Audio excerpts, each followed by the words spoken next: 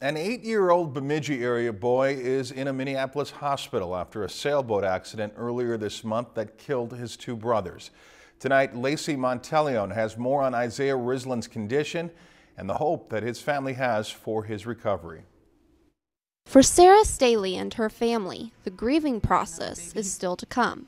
Right now, they're very focused on Isaiah and the hope of Isaiah. 8-year-old Isaiah Risland is still recuperating after the sailboat accident that killed his two little brothers. When he could speak, he called Grandma and Grandpa and told them that he loved them.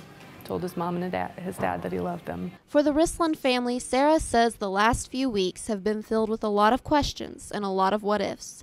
But she says that a lot of people are not aware of the dangers of cold water. No, as soon as breakup occurs, it's not uncommon to see boats and kayaks. According to the Minnesota Department of Natural Resources website, cold water is generally defined as less than 70 degrees. Waters in Minnesota are rarely that temperature except in the warmest months.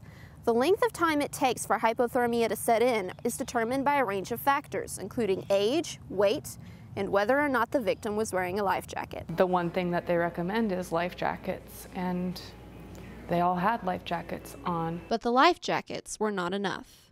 After the boat sank, the boy's father, Danny, was left with some difficult decisions. I stay here with my children, and no one will be saved, or do I leave and try to get help? Danny swam for help and found two fishermen.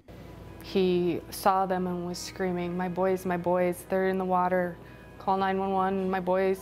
Danny tried to get back into the water, but was stopped by the fishermen. He said it was heart-wrenching to be sitting at the edge of the water looking for life jackets. Heart-wrenching too for Sarah, who lives in Arizona. Not long after she received the message about the accident, her dad called to tell her that all three boys were gone.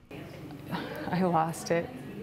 I'm sitting in the parking lot of the daycare crying my eyes out. Isaiah was later revived, but for 6-year-old Zechariah and little Jacob, who would have turned 3 this Monday, it was too late.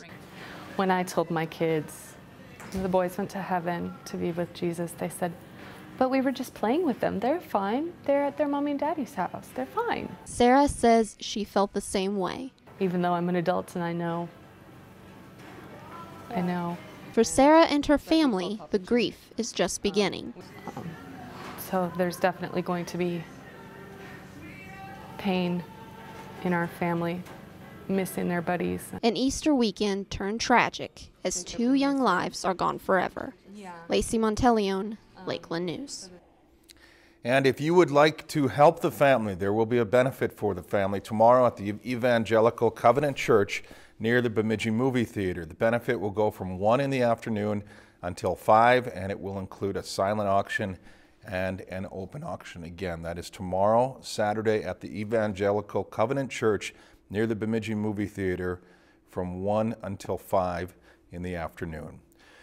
If you've enjoyed this segment of Lakeland News, please consider making a tax-deductible contribution to Lakeland Public Television.